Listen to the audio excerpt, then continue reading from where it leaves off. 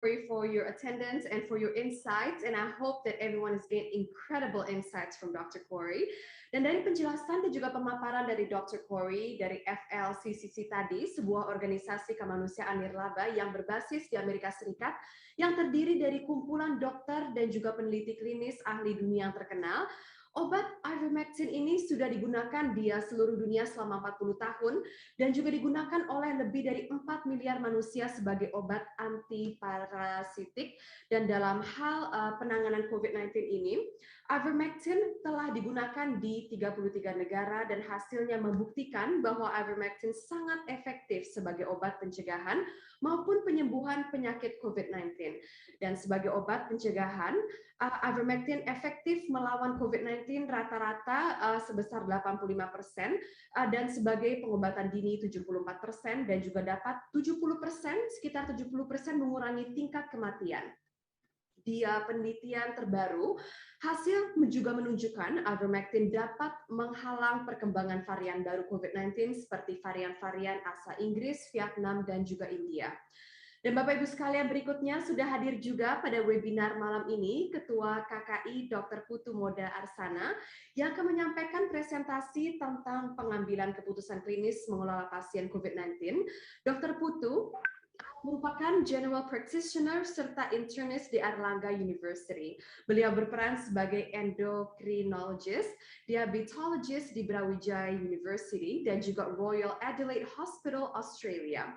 Saat ini, Dr. Putu aktif sebagai the Head of the Indonesian Medical Council dan the Senior Medical Staff in the Division of Endocrinology, Department of Internal Medicine, Saiful Anwar Teaching Hospital di Malang, Jawa Timur. Beliau juga aktif berpartisipasi dalam uji klinis selama pandemi COVID-19 sebagai the primary investigator in National Clinical Trial of Plasma Convalescence therapy in patients with SARS-CoV-2 infections. Kami persilakan kepada yang kami hormati Dr. Putu Moda Arsana untuk menyampaikan presentasinya. Baik, Bu Amelia, terima kasih. Selamat malam semuanya. Kalau tadi yang ilmiah-ilmiah ya, kali ini saya yang santai-santai aja. Baik, saya akan share screen ya.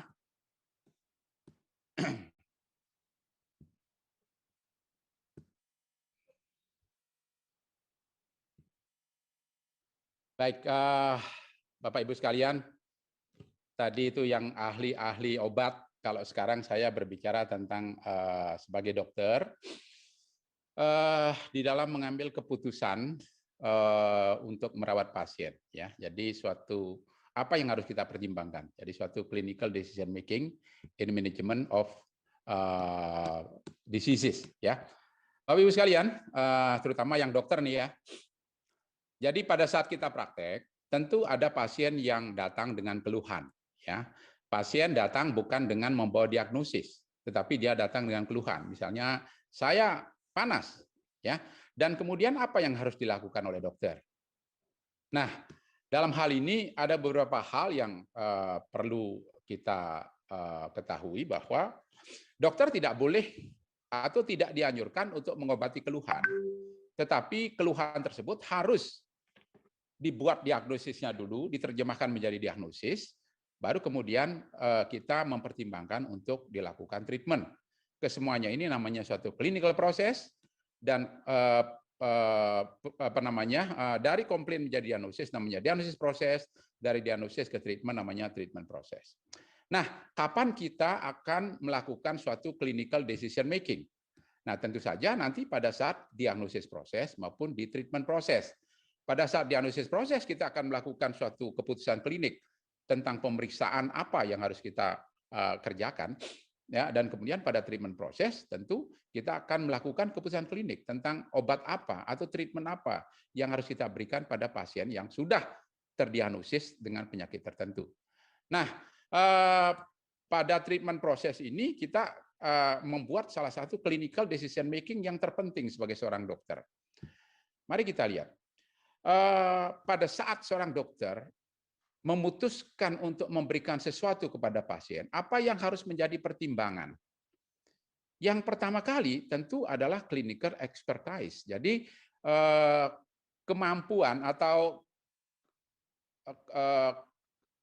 knowledge dan pengalaman dokter tersebut, ini yang menjadi pertimbangan yang pertama. Karena tidak mungkin seorang dokter mengobati sesuatu atau mengobati pasien, kemudian dokter tidak tahu tentang apa yang akan diberikan. Nah, yang kedua tentu disesuaikan dengan ini pasien ini masalahnya apa, problemnya apa. Ya, jadi kemudian problem fisiknya apa, problem psikisnya apa, kemudian problem sosialnya apa. Kemudian setelah itu baru kita melihat. Kalau dia memerlukan obat tertentu, kita mempertimbangkan bukti-bukti tentang obat tersebut. Ya, ini 3 hal ini sangat penting untuk dipertimbangkan oleh seorang dokter pada saat sang dokter ingin mengobati pasiennya. Nah, kemudian kalau dulu, suatu clinical decision itu agak sedikit beda dengan sekarang. Karena dulu mungkin kita zamannya suatu evidence based gitu, itu belum semaju sekarang. Dulu yang paling penting sebetulnya adalah patofisiologi begitu. Kemudian bagaimana dokter itu melihat pengobatan itu secara empiris. Dan kemudian mungkin bukti-bukti tersebut hanya bersifat suatu observasi saja, bukan suatu seperti sekarang misalnya suatu randomize apalagi meta-analisis. Nah, sekarang hal tersebut sedikit berbeda di mana kita tetap memerlukan pertimbangan-pertimbangan patofisiologi dan lain-lain, tetapi salah satu di antaranya kita harus mempertimbangkan bukti-bukti terkini daripada obat-obat tersebut. Jadi itu yang paling penting. Nah, sehingga pada saat kita melakukan suatu praktek, ya apa yang harus kita pertimbangkan? Yang pertama tentu dokter harus mengerti tentang apa yang dihadapi. Jadi clinical expertise.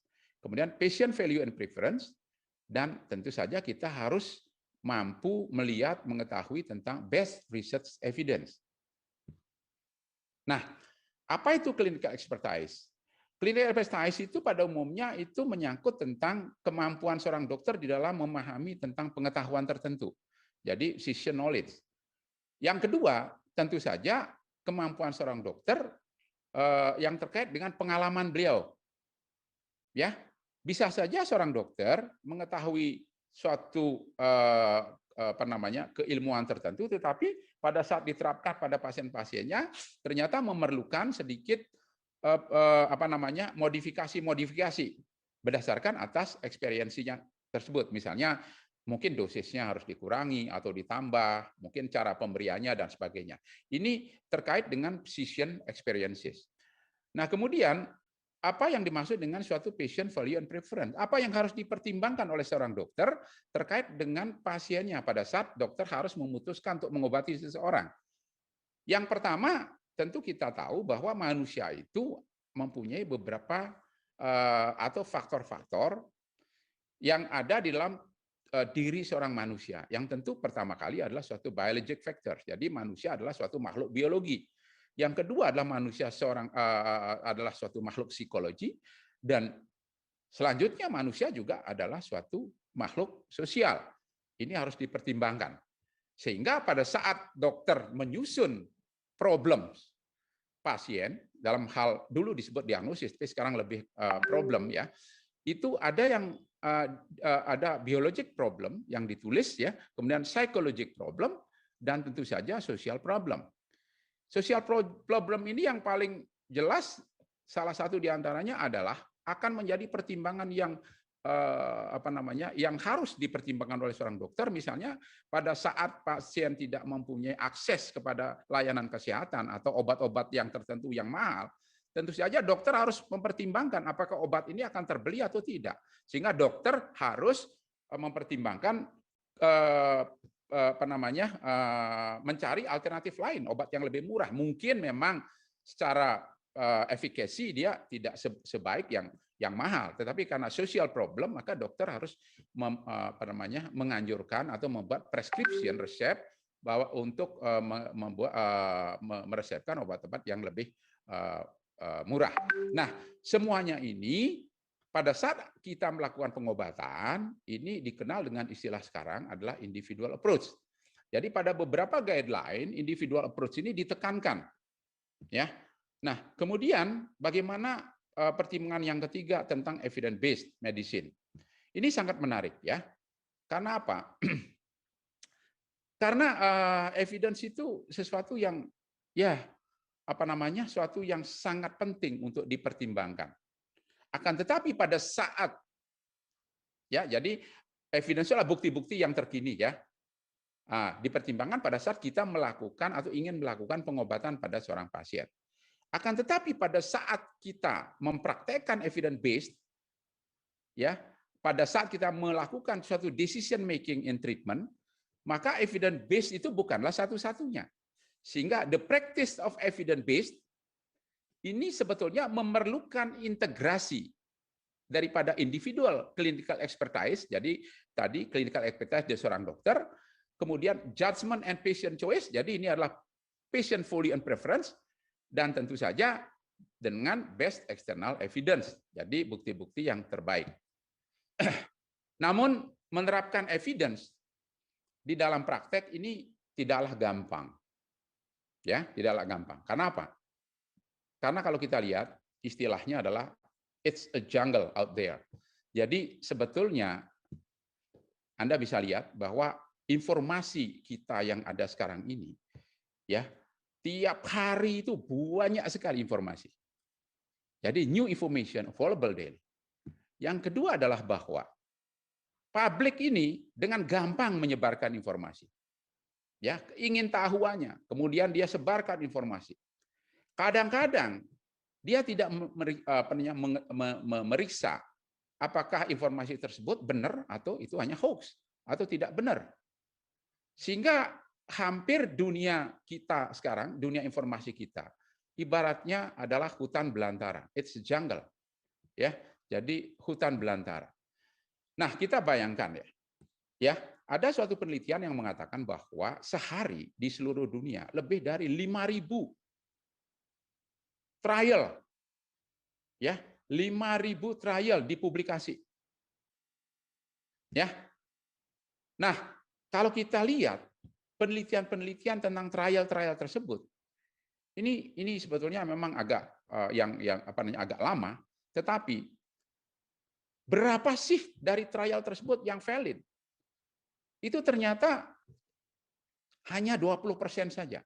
Belum ketambahan trial yang hoax gitu ya, atau berita-berita yang bohong gitu ya. Ini baru yang sudah benar, ini udah benar ini, tetapi kemudian kita lihat validitasnya. Itu hanya sekitar 19%.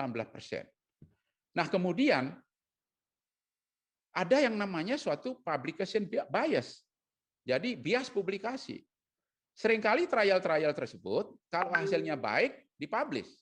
Kalau hasilnya jelek tidak dipublish. Sehingga kelihatannya hasilnya bagus. Padahal kalau dibandingkan dengan yang tidak baik, mungkin dia hasilnya jelek mungkin. Nah, ini salah satu yang harus kita cermati sebagai seorang dokter. Nah, kalau begitu, bagaimana cara kita menerapkan evidence tersebut untuk pasien kita? Nah, tentu saja kita harus melakukan appraise, jadi appraisal, melihat melakukan suatu telaah, ya, telaah. Ya, kalau seringkali dibilang suatu critical appraisal begitu, ya. Jadi telaah kritis. Ya, semua bukti-bukti tersebut harus kita telaah. Ya, tidak percaya begitu saja, tetapi tidak antipati. Dari awal terus kita sudah timbul antipati, tidak. Tetapi secara netral kita lihat bukti-bukti tersebut. Nah, kemudian bagaimana kita melakukan itu? Ada beberapa metode sebetulnya, tetapi salah satu yang metode yang cepat yang bisa dipakai adalah melalui yang namanya suatu via system. Jadi singkatan daripada validity, importance, dan applicability. Ya, apa itu? Kita lihat. Apakah yang pertama kali kita lihat, apakah hasil trial tersebut valid atau tidak? Nah, di mana kita lihatnya? Kita lihat dari metodologinya. Kemudian kalau dia sudah valid, important apa tidak? Penting apa tidak? Belum tentu suatu studi yang valid penting buat pasien kita. Begitu. Ya, nanti kita lihat. Nanti di situ menyangkut beberapa parameter. Yang terakhir, kalau dia sudah valid, dia sudah penting, apakah dia bisa diterapkan enggak pada pasien kita, applicable. Jadi via sistem ini atau via sistem ini dengan cepat bisa kita lakukan pada pasien-pasien. Ya. Nah, sekarang kita lihat seperti ini. Ya, are the result of the therapeutic trial valid? Ada beberapa pertanyaan yang harus dijawab. Ya, saya kira kalau yang ingin mendalami ini silahkan saja begitu ya. Jadi apakah kemudian jawabannya yes atau tidak gitu ya. Maka nanti kalau dia jawabannya yes berarti dia valid. Kemudian salah satu contoh ini, ada suatu trial namanya DCCT. Kemudian dia multicenter, randomized, clinical study ya dan sebagainya. Kalau begitu randomized, multicenter, kemudian RCT dilihat valid, is okay, valid begitu ya. Nah, kemudian kalau sudah valid, kita lihat apakah dia penting atau tidak. Nah, untuk melihat penting ini kita melihat yang namanya magnitude of the treatment effect dan presisi daripada, jadi besaran ya magnitude ya dan daripada efek treatmentnya dan juga presisinya. Di mana kita lihat? Mari kita lihat di belakang ini. Jadi ada beberapa parameter daripada magnitude-nya itu. Antara lain absolute reduction rate, relative reduction rate, number needed to treat dan sebagainya. Jadi ini ada ilmunya. Ya. Nah, kemudian kita lihat salah satu saja. Number needed to treat. Number needed to treat adalah berapa yang diobati untuk menimbulkan satu efek baik atau mencegah satu efek jelek pada suatu pasien.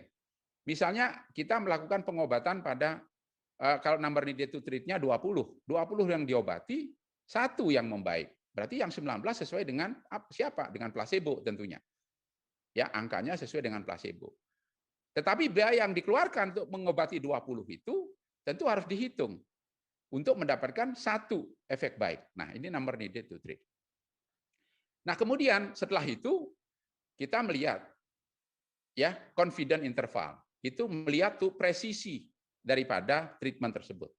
Nah, ada yang 95%, ya biasanya dipakai 95%, ada yang 99% confidence interval, tapi jarang dipakai.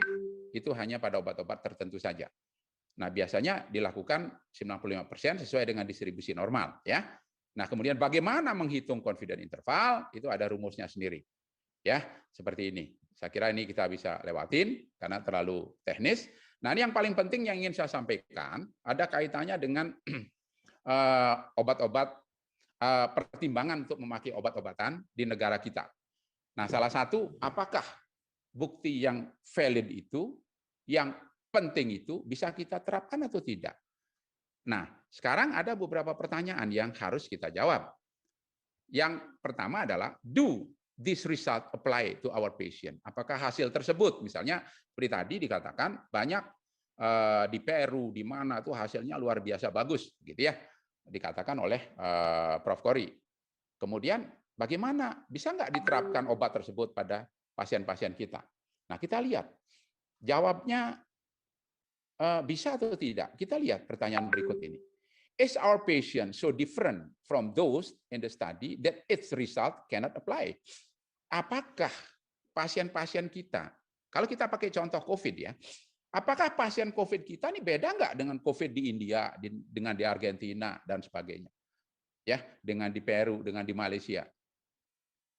Kalau sama, berarti trial-trial yang ada di sana bisa kita pakai untuk di tempat kita, begitu. Kita tidak perlu membuat trial baru. Tetapi kalau tidak sama, kita bikin trial baru karena hasilnya belum tentu sama. Nah, ini adalah cara untuk kita melihat apakah hasil tersebut bisa diterapkan di negara kita apa tidak. Kemudian yang kedua, setelah misalnya pasien kita tidak terlalu berbeda dengan mereka, sama, ya mekanismenya sama, kemudian variannya sama, misalnya sama-sama varian Delta begitu, ya. Kalau di situ berhasil untuk varian Delta, di Indonesia berhasil nggak kira-kira? Nah, menurut Price ini iya seperti itu. Kemudian is the treatment visible in our setting? Jadi apakah apa namanya, metode pengobatan itu bisa nggak, visible nggak di tempat kita? Kalau obatnya ada, dikerjakan dengan alat yang sama dan sebagainya, dan kita punya, why not? Jadi mungkin ini istilahnya adalah visible, it's okay. Kalau visible berarti ya kita bisa memakai evidence yang ada di luar untuk bisa kita lakukan di tempat kita. Nah, kemudian pertanyaan selanjutnya, are our patient values and preference satisfied by the regimen and its consequence? Jadi apakah pasien-pasien kita itu apa istilahnya itu patient value-nya itu sama enggak dengan yang di tempat tersebut, dan kalau diberikan regimen ini oke enggak begitu ya. Nah, kemudian di sini dimunculkan pertanyaan bawahnya untuk dijawab. Do we and our patient have a clear assessment of their values and preference? Jadi kita dalam hal ini tentu saja kita harus menjelaskan kepada pasien bahwa ini loh, obat ada semacam obat begini, kemudian Anda bisa nggak menjangkau ini, ya, dan lain sebagainya seperti itu. Jadi di sini pertanyaan-pertanyaan seperti ini lebih ke arah menyesuaikan tentang treatment tersebut dengan kondisi pasien-pasien kita. Nah, kemudian karena tadi demikian banyaknya evidence, kadang-kadang dokter ini bingung. Dokter saja bingung, apalagi masyarakat awam. Kalau kemudian menerima informasi bahwa evidence yang satu ini bertentangan dengan evidence yang lain. Yang satu mengatakan berguna, yang lain mengatakan tidak berguna, ya, dan lain sebagainya. Bagaimana harus kita sikapi tersebut? Nah, mari kita lihat. Sebagai dokter kita mesti tahu yang namanya hierarki dan tipe studi. Jadi makin ke atas ini buktinya makin kekuatannya. Jadi kalau dikatakan tadi oleh Prof. Kory adalah quality. Nah, quality daripada studi itu makin bagus. Jadi suatu case series, ya, jadi laporan kasus, kemudian di atasnya lagi case control, jadi yang sakit dibandingkan dengan yang tidak sakit, kemudian dilihat berapa yang dapat ivermectin dan sebagainya. Kemudian ada yang cohort, ya, yang ivermectin dengan yang non ivermectin gitu, kemudian dia observasional. Kemudian ada RCT, randomized control trial, ada systematic review dan meta analisis. Nah, ini adalah hierarki. Kalau ada bukti-bukti seperti ini, kita lihat di mana letak buktinya. Yang paling bagus kalau kita mendapatkan meta analisis daripada suatu randomized control trial. Tapi kalau nggak ada, kita turun ke bawah. Lihat cohort tadinya. Nggak ada, kita ke case control. Ini semuanya juga bukti begitu. Jadi jangan istilahnya, udah kita nunggu saja meta analisis. Ya, apalagi dalam kondisi sekarang. Kalau meta analisisnya belum ada, why not? Kita bisa sebagai dokter, kalau di depan kita sudah ada pasien tersebut, kita bisa mempertimbangkan meskipun sebetulnya bukti-bukti tersebut belum bukti yang top end gitu. Nah, oleh karena itu, mari kita lihat apa yang level tersebut. Nah, ada lagi kalau misalnya di dalam, kalau tadi kita melihat tipe of studinya, sekarang kita melihat tentang hasil daripada kompilasi atau hasil daripada penilaian tentang studi tersebut. Misalnya nanti ada yang memakai seperti ini, ada yang 1++, 1+, 1 min, 2++, dan sebagainya. Jadi kalau 1++ ini luar biasa, high quality meta analysis, systematic review, randomized control trials, RCT with a very low risk of bias. Jadi biasnya paling sedikit. Tadi juga disinggung tentang bias oleh Prof. Kory, ya. Nah, kemudian 1+ RCT, ya, with a low risk of bias. Nah, dari mana mereka tahu bias atau tidak? Mereka menganalisis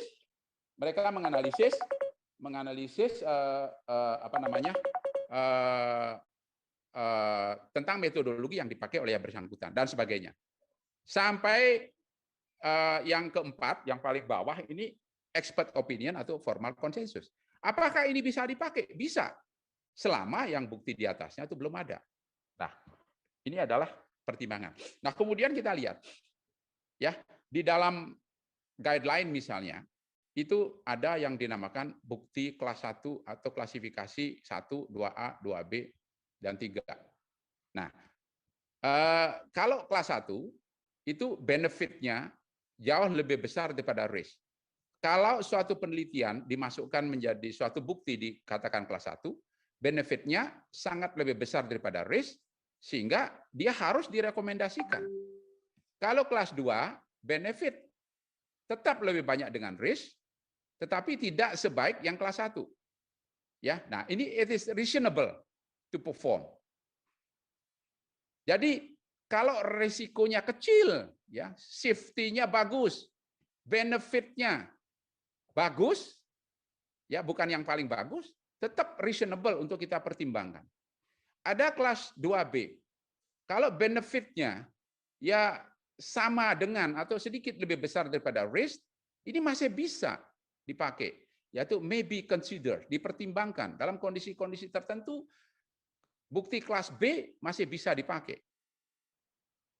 Ya, kalau kelas 3 risk-nya jauh lebih besar daripada benefit. Kalau ini dilarang dipakai, dilarang keras untuk dipakai, gitu ya. Nah, kalau kelas 2B masih oke. Nah, sekarang mungkin ada 2 slide terakhir. Apakah kita gampang gitu ya menerapkan evidence-based medicine untuk pasien-pasien kita? Ya dibilang gampang-gampang, dibilang sulit juga sulit. Karena apa? Karena pada umumnya lack of time, kita tidak cukup waktu ya untuk menerangkan kepada pasien, ya kemudian untuk mengakses bukti-bukti terbaru, apalagi di bawahnya ini lack of access information, kita tidak punya akses untuk mendapatkan informasi tersebut. Dan yang ketiga, lack of evidence. Kita mau menerapkan evidence based, tetapi evidence-nya sedikit, ya tidak banyak. Nah, kemudian yang lebih yang selanjutnya adalah mengintegrasikan dengan kebutuhan pasien, dengan value daripada pasien. Ini juga tidak gampang. Ada obatnya tidak terbeli oleh pasien, sulit juga. Kemudian organisasi barriers atau hambatan organisasi. Artinya bagaimana obat ini bisa terdistribusikan dengan baik. Sekarang kita mengalami betul ini. Organizational barriers. Ya, kalau kita lihat sekarang bagaimana kita mendistribusikan obat-obat COVID misalnya sampai pada yang membutuhkan. Nah, ini juga hambatan. Kemudian yang terakhir financial barriers. Ini juga menjadi salah satu pertimbangan penting. Ya, jadi kita harus mencari obat yang lebih murah dengan efikasi yang sama atau mungkin sedikit lebih rendah dan lain sebagainya. Ini menjadi pertimbangan kita di dalam kita menerapkan evidence based pada praktek kita sehari-hari. Nah, oleh karena itu Bapak Ibu sekalian, tadi sudah saya katakan pada clinical decision making ada 3 hal yang dipertimbangkan. Kalau clinical expertise saya kira kita tergantung pada dokternya masing-masing. Kemudian patient value and preference juga tergantung daripada pasien masing-masing. Sedangkan untuk evidence based medicine ini relatif problem kita sama. Nah, bagaimana kita terapkan tersebut di dalam praktek tidak selalu gampang.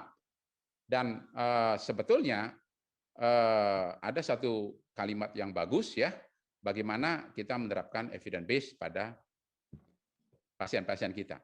Jadi kita berpikir secara global, kita melihat bukti-bukti yang ada, tidak saja di negara kita, tetapi dari luar, itu. Tetapi pada saat kita melakukan pengobatan, kita harus melakukan ex locally. Kita lihat apakah kita ada obatnya, sarana prasarana ada apa tidak, dan lain sebagainya. Obat yang tersedia bagaimana? Kalau pasien-pasien kita itu akses kepada istilahnya kata low economic, tentu beda dengan kalau misalnya pasiennya itu mampu membeli obat-obatan tersebut.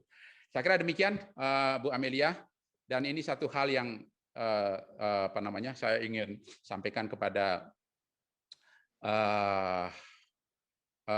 teman-teman kita, ya termasuk saya sendiri, bahwa tantangan kita ke depan ini bukanlah soal baca tulis ya, tetapi ya orang yang tidak bisa belajar, tidak mau belajar, dan tidak mau belajar lagi. Saya kira demikian. Terima kasih. Selamat malam.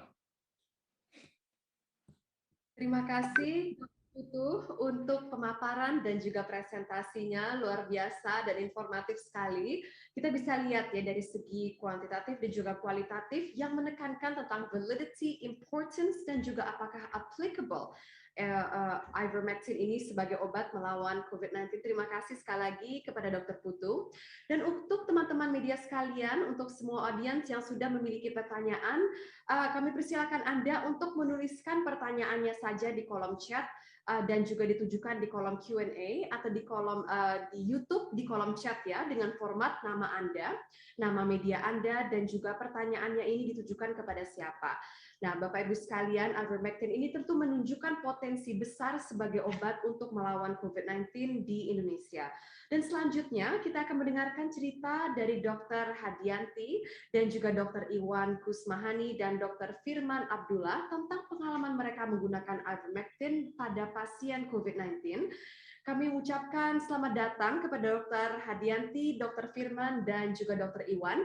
Yang pertama, saya akan persilakan kepada Dr. Hadianti untuk menjelaskan cerita atau pengalaman Anda mengenai penanganan pasien COVID-19 menggunakan ivermectin. Kami persilakan, Dr. Hadianti. Terima kasih Mbak Amelia sebagai pembawa acara. Terima kasih saya ucapkan juga kepada panitia penyelenggara acara sehingga malam hari ini, kepada para peserta yang masih hadir sejawat sekalian pada acara peran ivermectin di Indonesia pada malam hari ini. Pada kesempatan kali ini saya ingin berbagi sedikit pengalaman saya sehari-hari dalam menata laksana pasien-pasien COVID-19 dengan menggunakan terapi ivermectin ini. Semoga ada manfaat yang bisa kita ambil bersama nantinya. Baiklah, untuk mempersingkat waktu, mohon slide. Dan tadi dengan pemaparan Dr. Kori dan Dr. Putu, untuk alasan-alasannya kita menggunakan ivermectin ini menambah semangat kita ke depannya untuk membantu pasien COVID-19 sembuh dengan pemberian ivermectin. Lanjut. Ini ada beberapa kasus, terdiri dari 7 kasus pasien yang mungkin nanti berguna. Pasien pertama, inilah pasien yang membuat saya menggunakan ivermectin dengan yakin karena terjadi secara tidak sengaja pada pasien ini. Pasien saya rawat bulan Februari. Pasien Tuan M, 52 tahun, dengan komorbid DM, CHF, obesitas tipe 3, dengan berat badan sekitar 140 kg. Dikonsulkan ke saya dengan sudah memakai HFNC. Pasien dirawat di salah satu rumah sakit di Makassar. Karena sudah pakai HFNC, saya berpikir sebaiknya diberikan Actemra tentunya ya, karena pasien sudah jatuh ke dalam badai sitokin. Saya ajukan Actemra, pasien menolak, dan karena saya dari awal COVID-19 ini saya memakai FMS guideline, yang terbaru FMS guideline itu tertera pemakaian ivermectin. Saya sarankan kepada pasien bagaimana kalau kita memakai ivermectin. Pasien dengan antusias memilih menggunakan ivermectin 3 kali 5 tablet, dan ini adalah kondisi pasien setelah pemakaian 5 hari ivermectin. Bisa kita lihat pasien memakai NRM dari HFNC, kemudian dari foto CT scan-nya dan foto toraknya, ini masih ada GGO yang cukup meyakinkan kita bahwa telah terjadi badai sitokin pada pasien. Lanjut. Slide. Nah, ini setelah perawatan ivermectin 5 hari, saturasi pasien di 93-95%, RR 20-22 kali dengan NRM 10 LPM. Tadinya pasien memakai HFNC ya. Saya tidak punya fotonya, saya sudah dikonsulkan, inilah yang saya punya. Lanjut. Ini kita lihat dari hasil CT scan juga setelah terapi ivermectin 12 hari, saya memakai guideline Agira Chang. Di situ tertulis dengan berat badan, diberikan terapi sesuai dengan berat badan untuk yang severe 0,8 sampai 1,2, Makanya kita berikan terapi 3 kali 5 miligram, 3 kali 5 tablet, dan bisa diberikan sampai dengan 12 hari. Lanjut. Di sini ada lagi cerita uniknya pada pasien ini. Pasien mendapat terapi ivermectin 3 kali 5 tablet selama perawatan, total 12 hari, pulang dengan saturasi 95-97%, nasal kanul 3-5 LPM. Sebenarnya sih pasien nggak pede aja nih kalau saya lihat dia memakai oksigennya. Nah, saat kontrol, pasien menyatakan masih meneruskan minum ivermectin di rumah atas keinginan sendiri selama lebih dari 2 minggu tanpa advis dari dokternya. Nah, pada saat pasien sudah merasa sehat, 1 minggu kemudian pasien melakukan check up dan melaporkan hasil check up-nya kepada saya. Bisa kita lihat di sini hasilnya baik, fungsi hatinya dalam batas normal dengan SGPT 29. Lanjut. Ini pasien kedua, Tuan S, 42 tahun, minum ivermectin. Kami berikan terapi ivermectin 1 kali 3 tablet selama 5 hari. Di sini bisa kita lihat hasil panel sitokin setelah pemberian ivermectin 3 hari. Pasien ini diberikan terapi standar COVID-19 termasuk di dalamnya steroid, Avigan, kemudian favipiravir, kemudian antikoagulan. Ini direncanakan pemberian Actemra atau IVIG, tapi dengan melihat panel sitokin seperti ini jadinya tidak diberikan.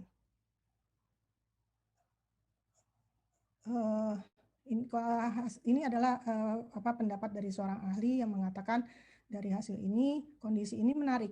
Kondisi riak, mudah-mudahan tidak jadi badai sitokinnya, terjadi bukan pada interleukin 6 dan interleukin 1 yang bersifat pro-inflamatori, tapi justru pada interleukin 10 dan 4. Biasanya saya melihat berasumsi, menyimpulkan sendiri bahwa interleukin 10 bergerak naik sebagai respon inert terhadap kenaikan interleukin 6. Karena biasanya interleukin 6 naik lebih tinggi dari interleukin 10.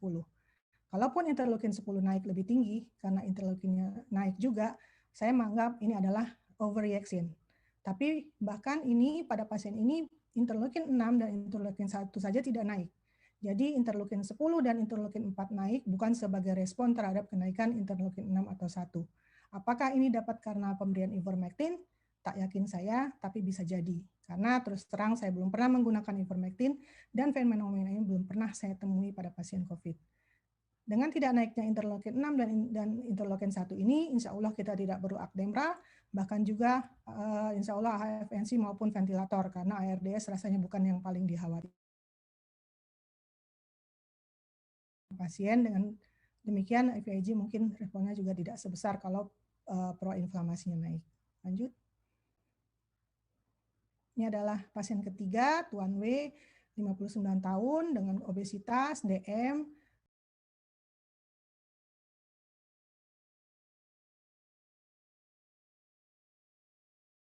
peningkatan badai interleukin 6 yang menggambarkan terjadinya badai sitokin pada pasien. Dalam 2 hari terjadi kenaikan interleukin 6. Ini pada saat pasien dirawat dengan penggunaan NRM 15, saturasi masih di 94, tensi tidak masih tinggi, jadi kami putuskan untuk diberikan HFNC active low. Lanjut. Nah, setelah pasien dirawat dengan remdesivir, levofloxacin, steroid, antikoagulan drip dosis terapi, ya, diberikan ivermectin dan IVIG dosis 0,3 selama 5 hari. Rencananya pasien diberikan Actemra karena interleukinnya setinggi tadi. Namun karena Actemra tidak tersedia, makanya kami pilih IVIG. Setelah IVIG dan IVM 3 hari, ivermectin 3 hari, kita lihat interleukin 6-nya turun jauh ya. Menurut pendapat ahli, panel sitokinnya cukup menjanjikan, tidak akan terjadi hiperinflamasi. Bahkan seakan-akan mempunyai anak indera alami tubuh. Jadi kalau pakai steroid segera di tap off. Jadi bisa kita lihat interleukin 1 RA-nya ini tinggi sekali. Ini yang dimaksud dengan anak indera alamiah tubuh. Lanjut.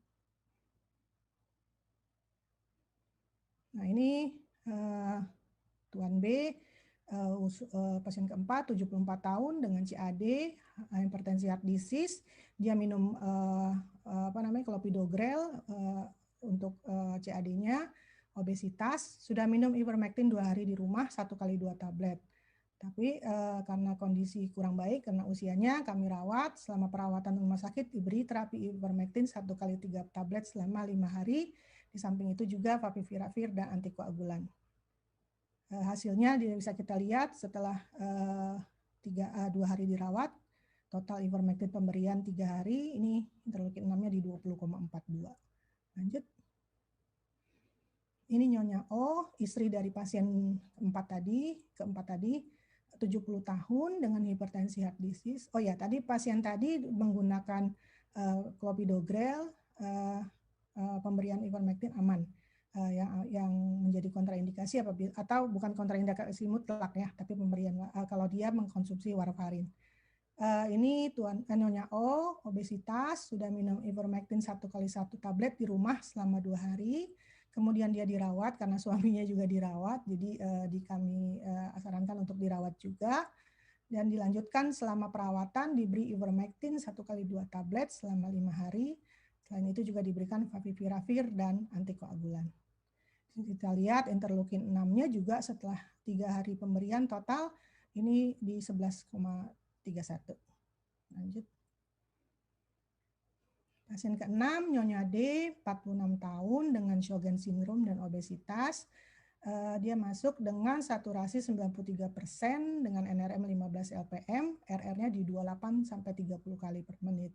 Oleh karena itu dipasang HFNC, saturasi membaik 96 sampai 98% dengan flow 50 dan fraksi di 80%. Bisa kita lihat di sini hasil ronsennya itu sudah menunjukkan terjadinya badai sitokin.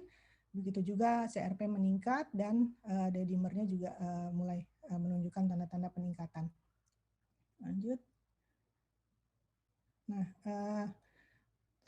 terapi pasien selama dirawat, kita berikan remdesivir, antibiotik dan anti jamur, kemudian steroid, kita berikan enoxaparin, antikoagulannya, Actemra diberikan 1 kali, dari rencananya 2 kali, karena kondisi kita lihat dari panel sitokin pasien ini, itu tinggi sekali, sekitar 83 kalau nggak salah ya. Maka direncanakan sebaiknya DPJP merencanakan memberiannya 2 kali dan ditambahkan ivermectin dosis 1 kali 2 tablet selama 5 hari. Pada saat diberikan Actemra 1 kali kedua dan direncanakan juga pemberian AVIG, ini tidak jadi diberikan karena pada pemeriksaan interleukin 6 berikutnya setelah pemakaian ivermectin 3 hari dan terapi-terapi lainnya malah terjadi penurunan menjadi 40,1. Ivermectin dilanjutkan sampai 5 hari, klinis mengalami perbaikan, saturasi di 96% dengan NRM 8 LPM. Slide. Nah, ini pasien ke-7, ini juga unik, cukup unik. Beliau, semua pasien tadi sudah dimintakan inform konsennya ya. Semua pasien menyetujui untuk diberikan ivermectin, bahkan sudah ada yang minum duluan tadi kalau dari kita lihat. Nah, ini pasien Tuan F, 51 tahun dengan asma persisten sedang berat, tidak terkontrol saat masuk, dia juga mempunyai hipertensi heart disease. Kebetulan beliau adalah sahabat saya, seorang dokter juga. Pasien pasca isoman 14 hari di rumah, sudah minum Avigan. Disarankan minum ivermectin namun menolak. Pasien juga selain Avigan diberikan sudah mengontrol asmanya dengan oksigen, inhaler dan nebulizer. Nah, kondisi pasien waktu dia dikonsulkan ke saya di rumah, saya sudah minta beliau untuk dia masuk dirawat, tapi dia belum mau. Jadi saya sarankan untuk minum ivermectin sebagai obat tambahan, namun dia menolak. Kondisi pasien memburuk, saturasi 85% dengan NRM 15 LPM saat masuk rumah sakit. Dan harus segera kami berikan HFNC dan mengalami cukup perbaikan. Pasien diterapi dengan obat-obatan asma persisten berat sesuai dengan guideline, kemudian diberikan remdesivir 3 hari dan antikoagulan drip dosis terapi. Rencana kami akan berikan Actemra karena walaupun sudah 14 hari melihat kondisinya masih ada peluang untuk terjadi badai sitokin. Kemudian pasien kami berikan ivermectin 1 kali 3 tablet selama 5 hari. Ini dengan penjelasan panjang lebar, dengan bukti-bukti, walaupun dia juga sudah membaca ya, ada retraksi-retraksi dalam jurnal. Akhirnya pasien setuju. Klinisnya berangsur membaik sampai hari ke-9 perawatan. Hari ini keluhannya hanya batuk. Lanjut. Ini CT pasien waktu dirawat hari ke-15, berarti ya dari COVID-nya itu masih di 24. Kemudian kita foto, ini kita bisa lihat masih ada badai-badainya gitu ya. Terus kemudian ini dari labnya bisa kita lihat D-dimernya tinggi sekali, lebih dari 5.000. Kemudian oksigen saturasinya saat masuk memang rendah, 75. Tekanan PO2-nya rendah, 75 dengan oksigen saturasi 96. Lanjut. Kemudian kami lakukan pemeriksaan panel sitokin. Ternyata setelah ini kita lihat karena interleukin 6 hasilnya normal, tidak ada kemungkinan terjadi badai sitokin, maka rencana Actemra dibatalkan pada rawat hari kedua. Tapi pasien masih sesak, jadi masih di HFNC, maka kami berikan pemberian terapi standar dan ivermectin 1x3 tablet selama 5 hari. Alhamdulillah pasien perbaikan sampai dengan H9 rawat, keluhannya hanya batuk dan saat ini sedang diterapi untuk pemberian antikoagulan karena masih tinggi D-dimernya. Lanjut. Nah, mungkin itu saja yang bisa saya sharing dari beberapa kasus. Kalau soal pemberian ivermectin, saya juga minum, keluarga saya semua minum.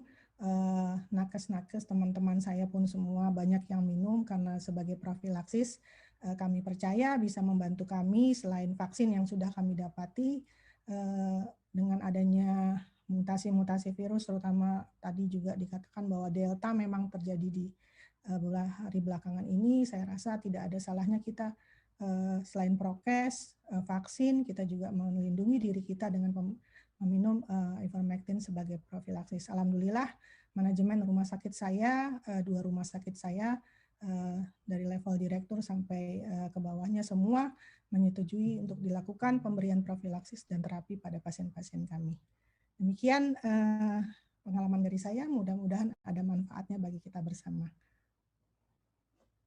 Terima kasih Dr. Hadianti untuk pemaparannya dan sharing-sharingnya. Terima kasih untuk informasinya juga. Dan selanjutnya saya akan persilakan kepada Dr. Firman untuk berbagi bersama kami dan ceritakan pengalaman Anda, Dok, mengenai penanganan pasien COVID-19 dengan menggunakan ivermectin. Dr. Firman, kami persilakan.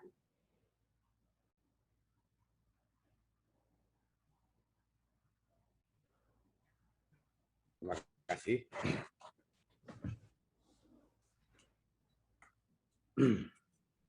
Jadi saya sebetulnya objin, bukan dokter internis ataupun paru ya. Di bulan Juni itu angka kematian dokternya mulai meningkat. Dan yang paling banyak meninggal itu kebetulan objin. Di saat itu muncul ivermectin. Saya coba pelajari ivermectin, saya bukan internis, bukan dokter paru. Katanya aman, walaupun dulunya obat untuk hewan, tapi sudah pernah dipakai untuk manusia, untuk parasit pada liver blindness, juga untuk virus hepatitis E, katanya bisa menghambat replikasi virus hepatitis dan juga bisa menghambat replikasi virus SARS-CoV-2 in vitro. Jadi katanya aman untuk manusia. Nah, aman untuk manusia, kepada siapa harus saya cobakan dulu? Saya cobakanlah ke diri saya dulu dan ke anak-anak saya, keluarga. Saya kasih 1 per hari selama 5 hari. Dan ketika anak saya sakit, juga saya kasih ivermectin sejak hari pertama. Dengan gejala demam, badannya rasanya remuk katanya, badan nggak bisa diangkat, rasa mau jatuh. Itu hari keempat, itu sudah mulai membaik. Hari ketiga itu parunya GGO-nya positif, GGO positif. Hari ke-6 parunya bersih. Hari ke-7 pulang. Jadi kelihatan ivermectin memperpendek hari rawatan, juga mengurangi keparahan. Dan juga pernah saya kasihkan kepada teman saya, kebetulan pakai pacemaker lebih 20 tahun dan pakai stent jantung 8 biji. Dia isoman di rumah. Saya kasih ivermectin, hari ke-12 PCR-nya negatif. Dan sekarang juga pernah lagi saya kasihkan kepada mertua teman saya juga usia 82 tahun. Suaminya 82, istrinya 79. Suaminya dengan saturasi 89, istrinya 91 dan ada diabetesnya. Sekarang hari ke-6 dan kata dokter paru yang merawat kondisinya stabil dan membaik. Dan banyak lagi teman-teman sebetulnya yang sudah saya kasihkan ivermectin, karena saya sudah pegang ivermectin sejak tanggal 8 Juni 2021.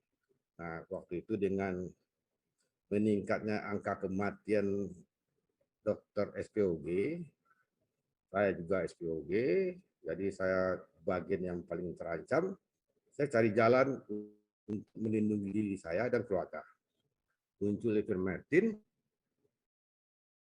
ya saya pelajari, saya yakin, saya coba ke diri saya dan keluarga, dan saya coba juga ke anak saya waktu sakit, dan tampaknya memang punya efek yang sangat bagus. Dan satu lagi, harganya murah. Harganya murah meriah, 7.000 satu tablet, 5 tablet waktu itu saya kasih, jadi 35.000 selesai. Dengan 5 tablet, dengan 35.000 dia bisa sembuh. Walaupun juga bukan sebagai obat tunggal waktu itu. Memang saya kasih juga oseltamivir, levofloxacin, azithromycin, dan isoprenosin. Demikianlah yang dapat saya sampaikan. Kesan saya terhadap ivermectin yang sudah dipakai untuk manusia sejak 10 tahun lalu sebetulnya, dan sudah dikatakan aman untuk manusia. Jadi kalau aman untuk manusia, kenapa tidak kita coba untuk COVID-19? Selagi obatnya aman. Paling-paling ya tidak ada efeknya kan. Nggak ada manfaatnya. Kalau nggak ada manfaatnya ya kita nggak pakai lagi. Jadi itu yang dapat saya sampaikan. Obat ini rasanya aman, karena kami makainya semua, tidak ada efek samping yang terasa, dan badan memang terasa lebih segar. Nah, kita sebagai dokter terpapar dari hari ke hari, sudah lebih 1,5 tahun dengan COVID-19. Kita berada di daerah pandemi. Barangkali itu yang dapat saya sampaikan. Pengalaman kami dengan ivermectin. Sekian, terima kasih. Terima kasih banyak Dr. Firman, informatif sekali pemaparannya, dan kami ingin persilakan sekali lagi untuk audiens kami yang ingin ada pertanyaan, kami persilakan Anda untuk tulis saja pertanyaan Anda di kolom chat ataupun di kolom Q&A.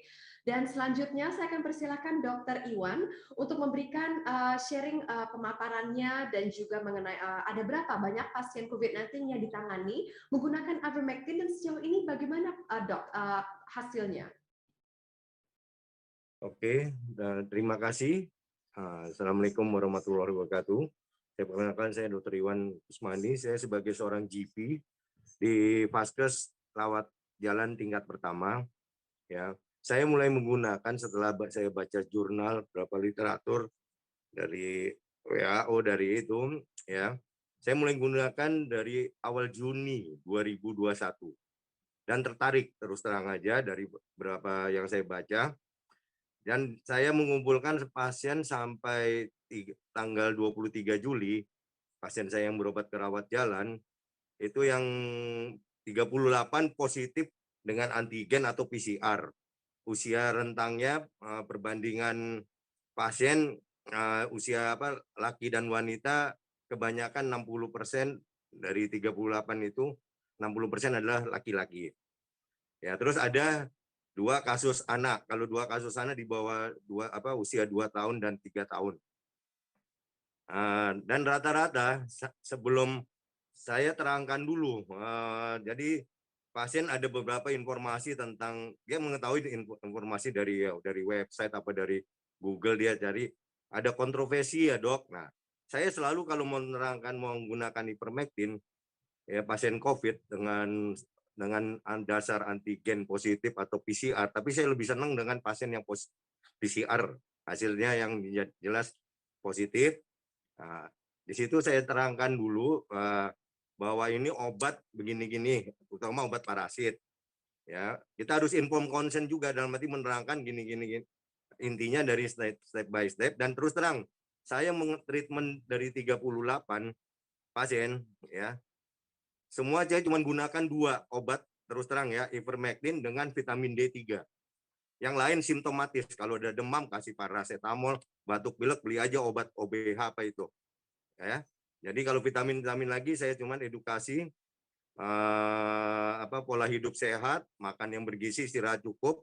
Kalau misalnya yang perokok berhenti, terus berjemur matahari jam 10 sampai jam 11 cuma 15 menit.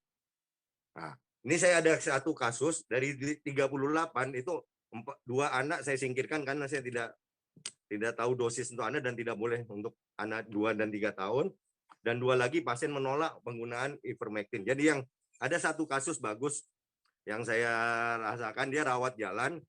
Jadi seorang laki-laki 64 tahun, tidak ada riwayat komorbid, cuman riwayat perokok 30 tahun lebih dan 5 tahun sudah berhenti. Ya, dia datang tanggal 15 ya dengan keluhan ya biasa ngilu-ngilu, remuk, meriang, terus penciuman sama perasa kok agak berkurang dok, tapi pendengaran normal, ada mual. Ya, terus dia membawa hasil PCR. PCR-nya dia lakukan tanggal 14 Juli dengan hasil positif dengan CT NGN-nya 23 dan PC NPGN-nya 25. Jadi CT-nya agak rendah ya, berarti infeksius. Nah, pada pemeriksaan itu sebelumnya saya tanya. Pertama saya lihat status sosial ekonomi dia menengah ke bawah, bukan menengah ke atas. Terus lingkungannya ternyata saya tanya, daerahnya kebetulan kelurahan kecamatan saya tahu itu zona merah di salah satu di Jakarta Timur. Ya, saya tanya lingkungan ada yang positif, ada dok. Satu RT ada, lain RT ada. Oke, jadi lingkungan bahwa dia ada lingkungan merah, zona banyak pasien yang COVID. Pada pemeriksaan itu ya temperatur dengan infrared temperatur 37,5, respirasi rate 22, berat badan dia 64 kilo ya. Pemeriksaan fisik secara di Vaskes tingkat pertama dengan klinik saya di tempat praktek, paru-parunya masih bersih ya, walaupun dia cerita sebelum itu pernah sampai di rumah pernah dia punya alat oximetri sampai saturasinya 82. Dia berobat pada saat ke saya cek saturasi 88. Pada saat itu saya sarankan, Bapak harus ke UGD. Enggak dok, saya nggak mau. Nah, aku di UGD nanti malah nggak diapa-apain, malah saya bisa cepat mati kata pasien. Karena kasus waktu itu bulan-bulan Juli pertengahan tuh, ya dia datang tanggal 15 bilang banyak yang ya maaf dilihat di TV segala macam. Oke, Bapak tidak menolak saran ke dokter, saya suruh tanda tangan. Dia menolak untuk dirujuk oleh saya. Dia mau tanda tangan. Ya, pada saat itu ya, terus dan oke Pak, kalau Bapak mau isolasi mandiri, saya kasih pertama edukasi. Isolasi mandiri Bapak minimal 14 hari di rumah, tidak boleh keluar. Nah, pola hidupnya tolong makan bergizi. Yang merokok udah berhenti dia katanya 5 tahun. Terus tolong berjemur tiap pagi. Nah, terus nanti saya rencana mau ngasih obat cuma 2 Pak. Apa dok? Ivermectin dengan vitamin D3. Karena saya baca di internet dulu ya ivermectin, yaitu saya mau coba karena berapa yang saya baca ada perubahan, ada perbaikan. Terus vitamin D3 yang kita tahu bahwa itu adalah meningkatkan imunitas. Karena ini virus ini jelas kalau prinsipnya self limiting disease dan tergantung daya tahan tubuh kita. Yang dari baca saya literatur, nah dia mau, terus saya terangkan ivermectin adalah, kita harus tetap edukasi ke pasien. Bapak kalau emang setuju, saya terangkan dulu tentang penggunaan ivermectin. Ya, saya bilang saya cuma ngasih 5 hari Pak. Berat badan Bapak 65 kilo ya berarti saya kasih cuma 1,5 hari. Sama vitamin D3 10.000 pagi 5.000 unit, malam 5.000 unit, dan pola hidup berjemur, makan bergizi. Nah, Dia setuju, dia mau tanda tangan. Saya selalu kalau pasien ivermectin, selama tempat praktek, saya selalu minta inform konsen, setelah saya terangkan, dia tanda tangan. Menyetujui pengobatan ivermectin setelah diterangkan dengan dokter secara jelas dan mendetail. Ya udah, dia tanda tangan, oke, saya treatment. Saya kasih ivermectin untuk 5 hari, dengan dosis sehari sekali 1,5 tablet hanya pagi. Saya suruh minum sesudah makan. Terus vitamin D3 5.000, 2 kali 5.000 unit. Terus saya kasih nomor handphone, saya minta nomor handphone. Hari ketiga saya telepon. Saya terutama monitor kalau pasien saya berikan ivermectin, saya selalu komunikasi dengan pasien. Ya, dia cerita waktu sebelum Mama Dokter 88, setelah 1 hari minum itu naik saturasinya jadi 92. Bener Bu, sama istrinya kan, istrinya negatif. Bener, oke. Terus saya bilang hari ketiga, terus gimana? Badan udah seger, meriang berkurang. Nah, penciuman masih. Oke, hari ketiga, Dok, alhamdulillah semua udah itu saturasi udah naik 94 sampai 96. Hari ketiga dengan penggunaan ivermectin. Hari kelima dia ngaku, berarti tanggal 15 berobat, tanggal 20 kemarin dia bilang, Dok, saya udah bagus saturasi 96. Nah, tapi terus terang Dok, saya belum mau PCR. Dia ngomong, Dok, biayanya mahal. Ya oke.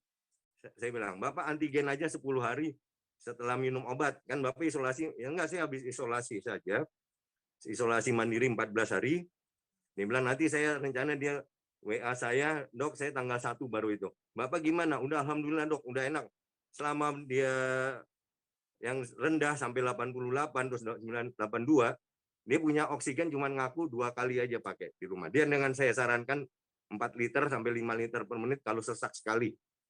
Ya alhamdulillah dia ngeluhan itu, cuman sekarang permasalahannya 3 hari ini katanya penciuman sama perasaan lidah itu belum sembuh benar, tapi emang udah mulai rasa. Jadi pengalaman saya dan nggak hanya ini aja, ini menarik kasusnya Pak. Kawan-kawan sejawat, saya sebagai dokter di Paskes tingkat pertama, rawat jalan, dan ada beberapa pasien yang saya treatment, rata-rata hari kelima dan dia hari ke-8 atau ke-10 ngasih hasil antigen, semua negatif. Itu pengalaman pribadi saya, jadi dari 38, saya 34 sudah beri laporan 20 orang dari positif ke negatif, entah antigen dari positif, PCR positif, setelah hari ke-8, hari ke-10 dia cek lagi, tergantung kos ya, dia kalau punya duit berapa antigen aja, karena kita tahu PCR itu agak mahal. Ya, alhamdulillah. Jadi dari kesimpulan itu bahwa sekarang saya pakai dengan untuk semua pasien kalau yang datang itu, tapi saya edukasi dulu, mau nggak? Kalau mau ya kita sebagai dokter ujung tombak, apalagi dirawat jalan, ya mencegah supaya nggak banyak rujukan ke rumah sakit. Kalau saya terus terang, kalau memberikan pasien itu, saya lihat klinis ini, oh gejalanya ringan. Kalau sedang sampai berat, biasanya saya kirim. Tapi ada kasus ini berani, pasien menolak karena dia saturasi 88 pada saat saya periksa, sebelum cerita pernah 82. Itu aja pengalaman saya dan ada respon.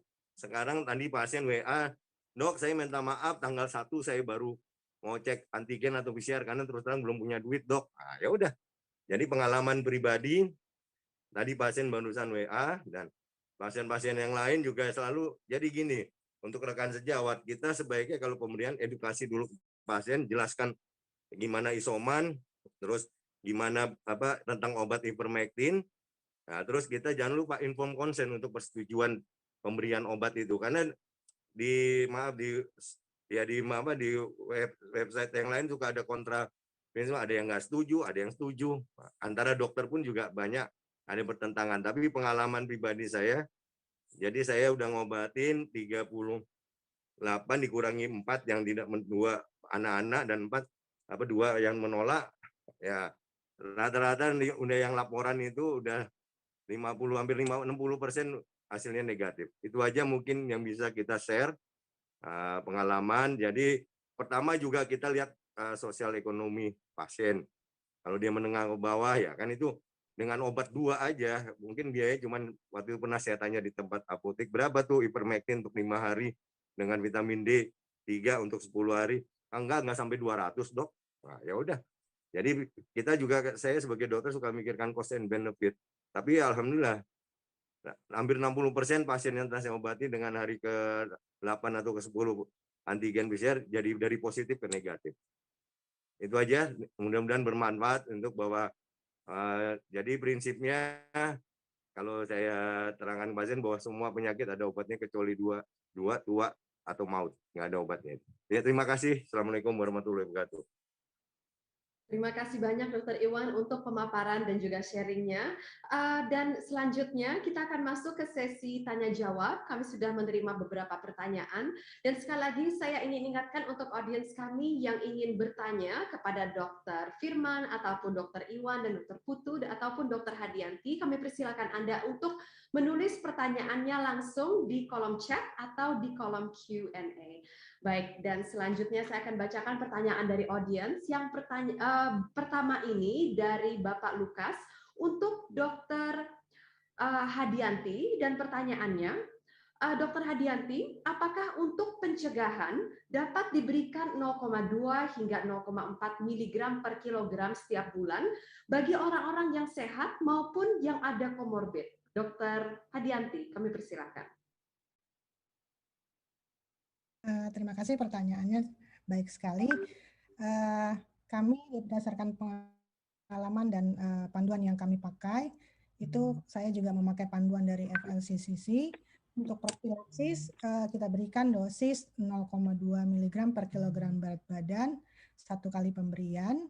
Untuk pada hari pertama, hari ketiga, kemudian hari ke-17 ya, 2 minggu berikutnya, dan 2 minggu berikutnya, hari ke-17 dan hari ke-31. Itu kalau berdasarkan panduan FLCCC. Tapi ada juga panduan yang mengatakan untuk yang mempunyai resiko tinggi, kita bisa memakai dosis tadi dan diberikan dan kita minum setiap 1 minggu sekali, atau kalau yang zona bekerjanya itu misalkan di resikonya ringan sedang, kita bisa 1 kali dengan dosis tadi, 1 kali setiap 2 minggu. Dan kebetulan kami sedang melakukan juga trial gitu, tapi belum sedang diajukan, dan sudah memberikan dosis profilaksis ini kepada nakes dan teman-teman yang memang bersedia untuk minum profilaksis ini, karena dosis profilaksis ini masuk akal, di mana dikatakan bahwa ivermectin ini dapat bertahan di dalam darah itu hampir selama 17 hari. Jadi masuk akal kalau kita minum dia sebagai profilak minimal itu 2 minggu sekali. Pengalaman saya minum sejak bulan Maret, saya minum, suami dan anak dan semua keluarga saya, dan apabila kami ada riwayat kontak erat juga langsung minum juga, karena nggak ada semua upaya sudah kami lakukan, ya ini adalah salah satu upaya juga. Begitu Mbak Melia. Baik, terima kasih Dr. Hadianti. Dan selanjutnya masih untuk Dr. Hadianti, dan pertanyaan ini dari Dr. Arianto. Dan pertanyaannya, Dok, menurut Dr. Hadianti, seberapa besar manfaat ivermectin dalam pengobatan COVID-19? Berapa persen keberhasilannya? Dr. Hadianti.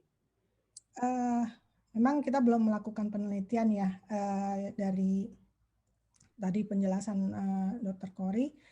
Yang pengalaman saya sendiri ya, ini yang saya lakukan pada COVID berat, itu ada beberapa pasien saya berikan, saya data kemarin itu dari 20 pasien, dari 14 pasien di 3 bulan terakhir ini, itu yang COVID berat dengan perawatan ICU itu 3 orang meninggal. Jadi dari 11, 8 orang selamat, alhamdulillah 3 orang meninggal. Nah, untuk COVID ringan itu banyak sekali pengalaman saya, terutama tentunya kepada sejawat-sejawat ya, baik itu yang menderita COVID, untuk perbaikannya itu cepat. Hari ke-5, 7 sampai ke-7 itu dia sudah perbaikan, walaupun memang di waktu di PCR ulang masih positif. Tapi kan kita punya warning gitu ya, hari ke-7 sampai 10 kita warning, itu adalah hari perburukan COVID biasanya. Nah, kalau kita berikan ivermectin nih pada derajat ringan sedang, itu bisa melewati ini dengan baik. Gitu. Jadi kalau berdasarkan pengalaman itu kalau untuk datanya belum sempat saya lakukan, hanya pada COVID berat seperti itu pengalaman saya. Terima kasih Dr. Hadianti, dan selanjutnya masih untuk Dr. Hadianti, dan pertanyaannya ini dari Ibu Susan Elisa Tazar. Apakah ivermectin aman untuk pasien dengan autoimmune disorder atau Sjögren's syndrome? Nah, berdasarkan pengalaman tadi, ada salah satu pasien saya, pasien kami ya, ini kan kerja sama tim ya. COVID ini adalah kerja sama tim, tidak bisa kita lakukan sendiri-sendiri. Makin banyak kepala, makin banyak mata makin banyak kepala yang memikirkan dan mata yang melihat. Salah satu pasien kami tadi adalah menderita Sjögren's syndrome dan juga obesitas. Alhamdulillah kondisinya yang tadinya berat malah perbaikan dengan pemberian ivermectin 3 hari sudah bisa kita lihat perbaikannya, dan dituntaskan sampai 5 hari karena sudah perbaikan kami stop, karena pada yang COVID berat itu bisa saja diberikan sampai perbaikan gitu, karena rata-rata perbaikan hari ke-5 hari ke-7, jadi ivermectin bisa kami stop. Alhamdulillah ada pengalaman itu tadi salah satunya. Terima kasih Dok, dan selanjutnya masih untuk Dr. Hadianti, dan pertanyaannya ini dari Ibu Farah Prashanti. Ingin menanyakan mengenai protokol pemberian ivermectin. Dari pemaparan kasus, ada yang 3 kali 5 tab selama 12 hari, atau 1 kali 3 tab selama 5 hari, atau 1 kali 2 tab selama 5 hari. Dr. Hadianti. Jadi yang kasus pertama tadi itu kami memakai panduan dari FMS Guideline. Waktu itu kami tidak punya panduan apa yang bisa kami pegang gitu ya untuk melakukan terapi. Kebetulan ada panduan dari Agiera dan Chang, dan di situ diberikan pada COVID berat dan kritis itu sesuai dengan berat badan, bisa sampai 1,2 mg per kilogram berat badan dibagi 3 dosis. Jadi pasien tadi 3 kali 5 tablet kami berikan dan sampai 12 hari. Karena pada tabel yang dibuat oleh penelitian Agiera dan Chang tadi, hal itu memungkinkan. Kemudian karena kita ketemu dengan FLCCC ini, kita juga mencoba memakai dosis-dosis tadi yang sudah kita berikan. Ternyata pada dosis sesuai dengan FLCCC itu kita pakai 0,4 sampai 0,6 satu kali pemberian, di situ diberikan selama 5 hari. Itu pun kita lakukan dan ternyata hasilnya sama baiknya. Tadi juga penjelasan Dr. Corey kan jelas ya, bahkan dosis single dose saja cukup untuk memberikan perbaikan. Tapi beliau tadi menjelaskan memang sebaiknya berdasarkan berat badan. Gitu. Baik, terima kasih banyak Dr. Hadianti, dan juga kepada Dr. Firman, Dr. Iwan, dan Dr. Putu. Terima kasih banyak untuk pemaparan dan juga jawabannya informatif sekali. Dan selanjutnya kita akan melakukan sesi foto bersama. Kami persilakan untuk Dr. Hadianti, Dr. Firman, Dr. Iwan, dan Dr. Putu untuk menyalakan kameranya. Dan nanti organizers kami akan melakukan screenshot untuk kepada screen ini. Baik, saya akan countdown ya. 3, 2, 1. Baik, dan sekali lagi kita akan foto bersama. 3, 2, 1. Baik, terima kasih banyak semuanya. Thank you so much for the insights, Dr. Hadianti, Dr. Firman, Dr. Iwan, dan Dr. Putu. Semoga bermanfaat untuk semuanya. Bapak Ibu sekalian, ivermectin tentu menunjukkan potensi yang sangat besar sebagai obat untuk melawan COVID-19 di Indonesia, dan populer digunakan sebab aman dan juga murah. Tingkat efikasi atau kemanjuran ivermectin ini tidak bisa diabaikan lagi dan akan menjadi suatu kelalaian jika hasil dan juga fakta yang ada di depan mata kita abaikan. Dan berakhir sudah webinar World Ivermectin Day hari ini. Saya Amelia Yahya dan mengucapkan terima kasih banyak kepada semua narasumber, speaker kami luar biasa, informatif sekali, dan juga kepada peserta dan juga semua rekan-rekan media. Terima kasih untuk pertanyaan-pertanyaannya dan juga tentunya kepada seluruh pihak yang terkait dalam acara ini. Semoga acara ini dapat membawa manfaat bagi kita semua dan juga bagi Indonesia. Mari kita bersama berjuang dalam melawan dan mencegah penyebaran COVID-19. Sampai jumpa lagi di acara selanjutnya. Wassalamualaikum warahmatullahi wabarakatuh. Waalaikumsalam warahmatullahi wabarakatuh.